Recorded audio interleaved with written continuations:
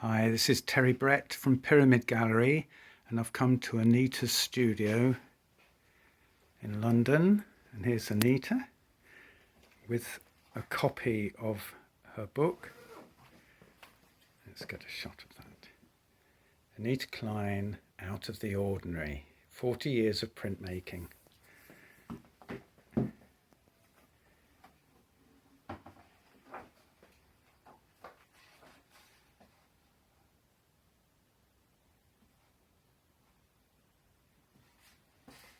How many have you had of these published, Anita?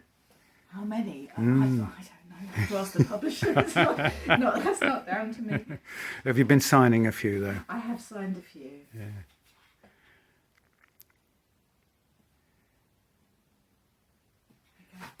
Oh, that's lovely. Thank you. Yes, I am doing. Yeah. Okay. Yeah. So, Anita, this is a wonderful, epic tome.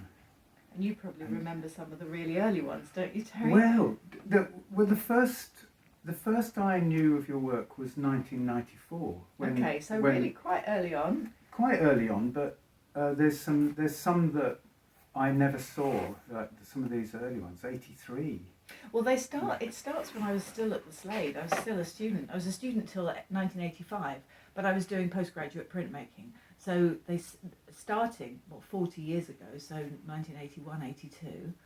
I was actually an undergraduate, but these are my very first prints.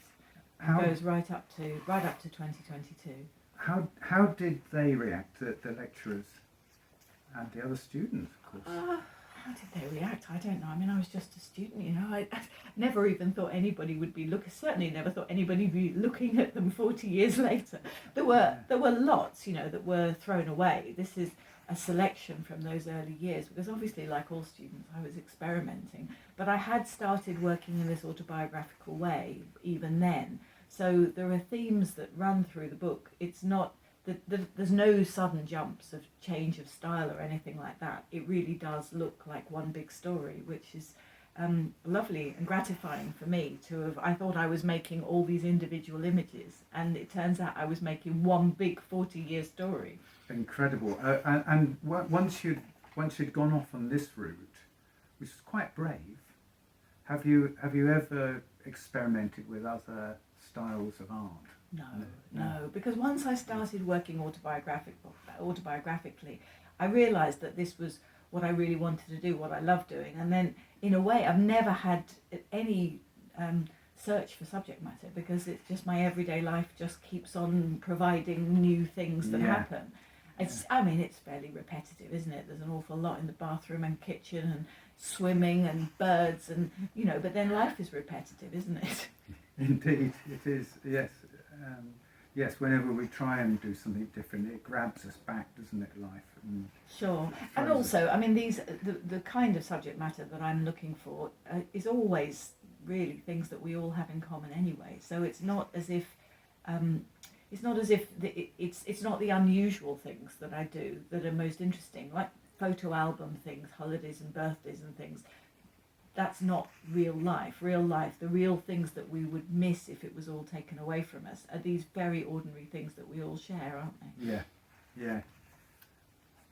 Well, I always love to see the evolution of your family, the expansion. Well, you can see, starting with my children before they were even born, starting with the pregnancy ones in 1985 and going right up to grandchildren, yeah. Oh, I love this. There's a see-through car here. So you've removed the doors and... Well, I was inside it. The children shouting at each other in the car. Oh, God, the nightmare of driving with babies screaming at you. Yeah. Let's stop on that one. So, from the beginning, it was mostly dry points in the early days. Yeah, well, it was when I was at art school. I mostly did lithographs. That was my printmaking technique of choice.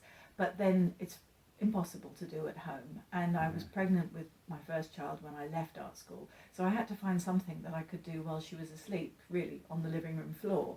So dry points, although I was doing some, at art school, they developed into my language because I could. It's just a matter of having a metal plate and scratching into it, and then once a week I went to an adult education class where they had the presses and did like manically printed for 2 hours all the prints that I'd made during the week while my baby was asleep. And then that just became my preferred language because I developed a facility with it. And all through my children's childhood, dry points were the quickest and easiest way of getting down my ideas. So that was very much my language. And it's much more recent in the last 10, 15 years since my children have left home and since I've had a studio away from home that I've been able to employ an assistant to help me with printing the colour prints because they're much more time consuming. With colour printmaking, every colour has to be printed separately and in layers on top of each other. So when you've got 10 or 12 colours, you're talking a really quite involved printmaking process. And if I did all of my own editioning now, because I do editions of 50, I wouldn't have time to do new pictures. So I have an assistant who helps me one day a week with the editioning.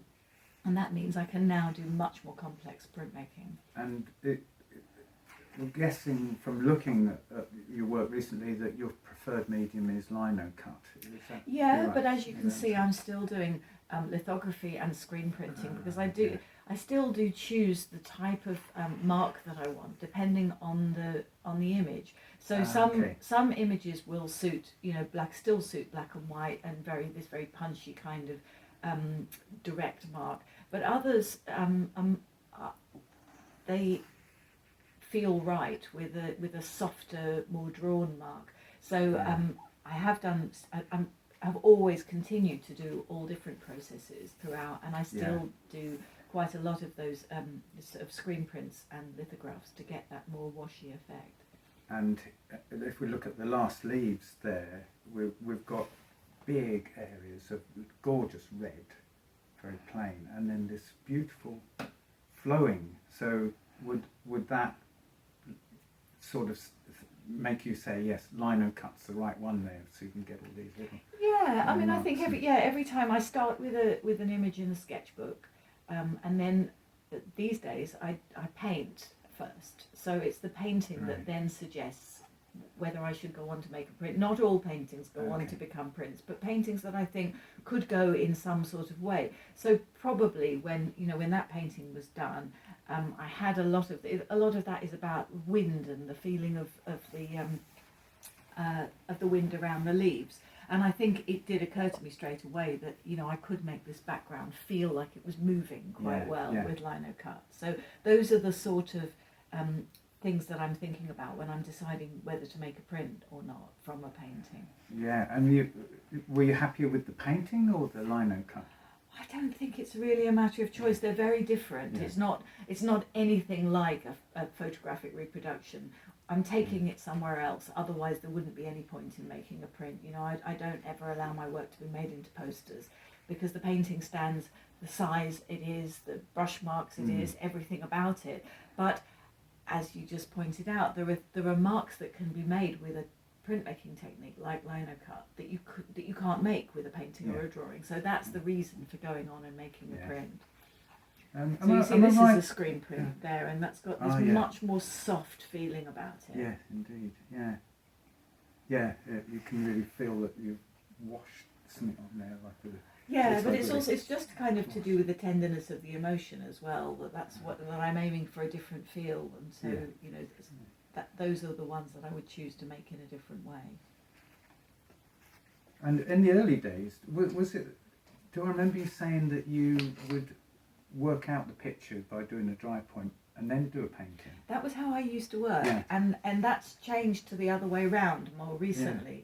But Again, it was a matter of time. I had these sketchbook drawings and I really just wanted to get them out there. I didn't really do very much painting in the early years because I was looking after my babies all the time, and it was a matter of grabbing half an hour here or there. So I would get this picture made, the dry point made, and then as I got a little bit more time, when they went to nursery and then to school, I used some of the dry points as sketches for the paintings, and that would be a way of working out the composition, the design of the painting, and then it was almost kind of like colouring in, although I would always go and have to change things because colour makes such a huge difference to the design of something.